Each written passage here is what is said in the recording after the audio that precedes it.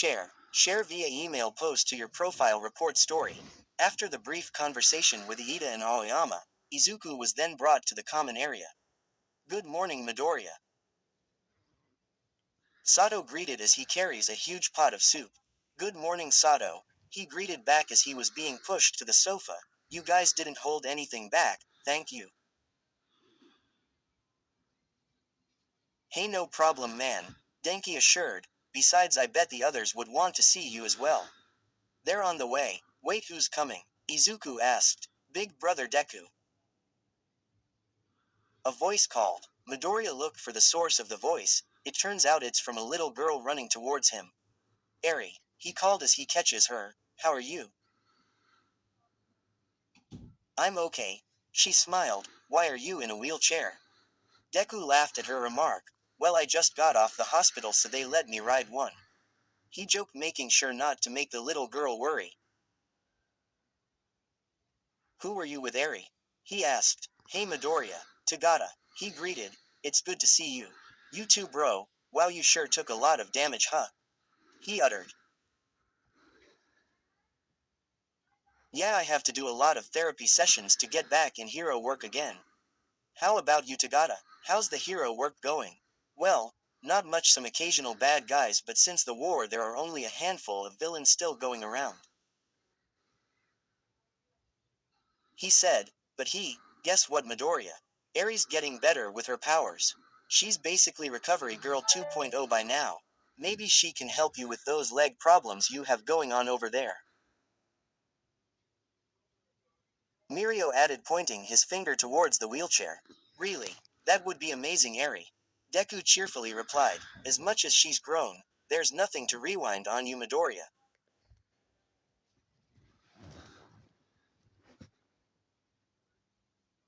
A voice said from behind Mirio and Eri. Mr. Aizawa, Deku called, relieved to see his teacher once again. Midoriya, how have you been? Mostly fine. Mr. Aizawa, I heard you're our homeroom teacher again. He uttered. That's right, so you better be ready to go when class start once again. Right, Izuku declared. By the way, thanks for beating Shigaraki. Aizawa began to recall the quirk apprehension test he conducted a year ago. You sure had changed, kid, he thought. Moments later, a familiar person joins the party. Hatsume. Jiro greeted. Hey guys, sorry for barging in. Iida said I could come. She stated. It's alright. You're welcome here, Hatsume, Momo assured. Iida invited you, huh? A wild Ashido appeared from where Hatsume stood. Yes, he did. Besides, I made a new baby for Midoriya. Promoted stories. You'll also like. MHA reacts to Paranormal Liberation War. Company. 71.3K 1.8K. Paranormal Liberation War. The event that shook the world of My Hero Academia and turned the entire country of Japan into a lawless land. Many heroes lost their lives in My Hero Academia, Overcoming Fear. 7.6K 422. Since Hikari was a little girl, she's been afraid of using her mother's quirk.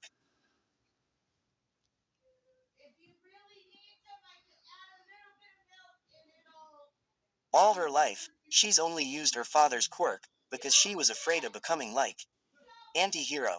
26.4K 927.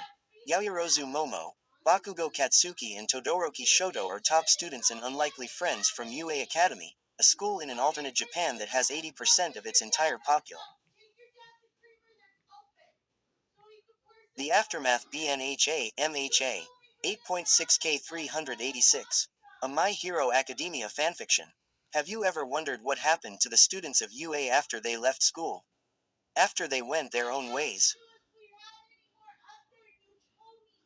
Many students left for I Remember You izuocha.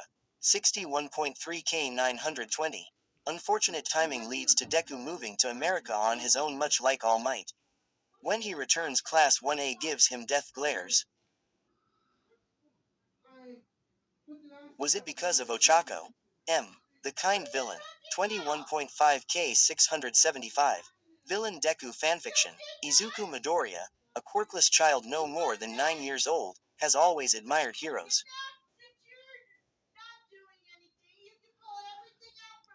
especially his idol, All Might. Though, one thing he had me. Firestorm. My Hero Academia X Reader. 83K2.1K. This is my first My Hero Academia book. In a world where everyone has this unique power called a quirk, there is one problem child with an powerful quirk but also a famil. You what? The entire class that gathered in the living area exclaimed. Yep, the pink-haired inventor replied as she looked around for Deku. Hey Midoriya. She called approaching him. Hey Hatsume, what's up? Deku greeted. Wow, you did took a lot of damage, huh? Hatsume asked, grabbing onto Midoriya's shoulder to inspect his injuries. Hatsu some me. What are you doing? I'm checking you out obviously. Blank, underscore, blank, underscore, blank. What is she doing to Deku now? Ochako thought, watching them from the dining area, recalling the incident in the support course development studio. You feeling a bit jelly? Mina teased from behind the brunette. She happened to notice Uraraka's uneasiness. What? And no, I'm not. It's written all over your face, Ochako, the pink girl chuckled. You're reading me wrong, she replied. It's all right to be jealous, Ochako. Mina smiled. When are you going to talk to him? She insisted. When we have some time alone. She muttered, still looking at Hatsume and Deku. Blank, underscore, blank, underscore, blank. Hatsume is this are really necessary? He asked, looking very flustered as Hatsume inspects his legs. Of course, Iida mentioned you need to undergo therapy, right? Right. Well, Iida asked me to make something that can help. She takes something out of her backpack. Meet baby number 351. Midoriya exo suit, she declared. What is that for? Am I going to break my back again? He responded nervously. Relax. It's a fabric exosuit, my first one actually. She bragged. I designed it to help you balance better while standing or walking. It'll help you recover faster, hopefully. Put it on. She insisted, smiling at him. Is that even safe? Of course. Put it on, I'll help you.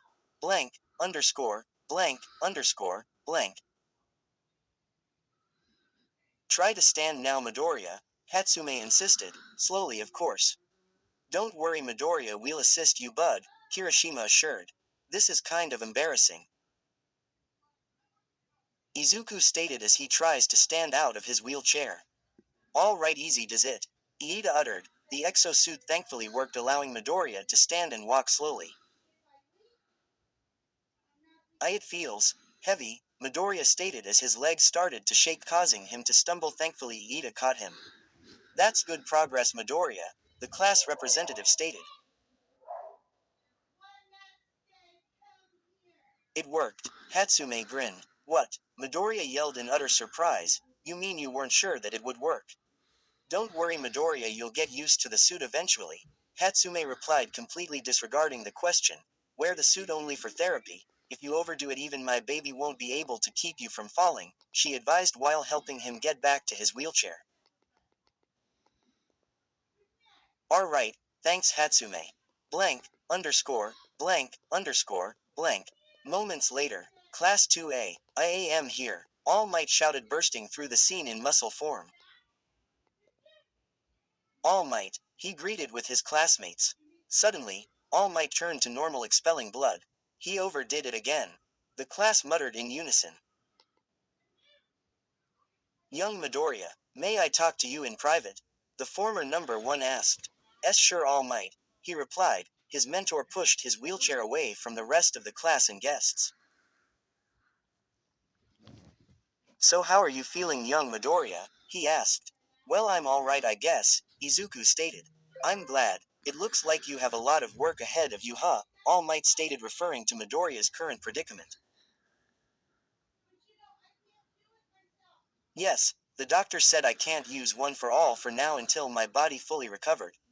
Well, let alone using it in 100%, the master replied, but do not worry, young Midoriya, knowing you. You will recover quite quickly, especially with that new exosuit young Hatsume made for you. It seems a lot of people are rooting for you after all, Toshinori stated as he turned to look towards the window. What do you mean, All Might? It seems you weren't aware. The people are asking for you, young Midoriya. Midoriya's eyes widened in disbelief. They are looking for you, the future symbol of peace. He smiled. Young Midoriya, you have done it. Midoriya lowered his head, overwhelmed by his master's words. I still have much to learn, All Might. As you should, his master replied. Anyways, let's get you back with your classmates, symbol, he smiled. Blank, blank, underscore, blank, underscore, blank. Should I talk to him? Ochako thought when she saw him having a conversation with All Might.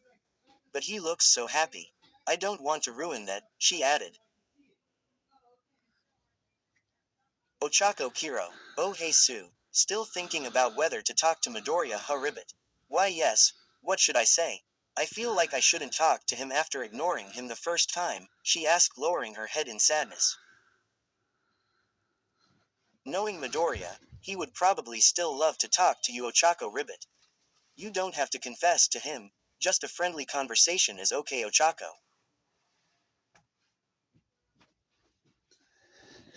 The brunette chuckled for a second. You sure are a pro at this, Sue.